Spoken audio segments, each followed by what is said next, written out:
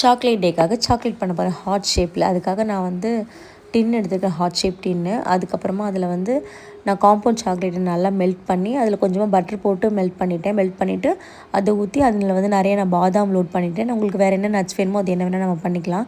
அதுமாதிரி திரும்ப நான் வந்து மறுபடியும் இன்னொரு லேயர் சாக்லேட் போட்டு அப்புறம் பாதாம் நல்லா வந்து துருவி அது மேலே வந்து சும்மா டிசைனுக்காக போட்டுக்கிட்டேன்.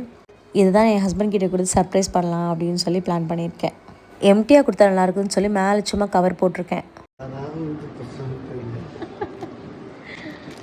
Open open.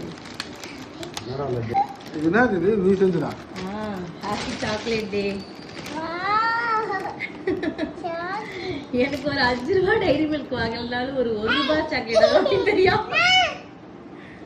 ஸ்வீட்லாம் சாப்பிடு.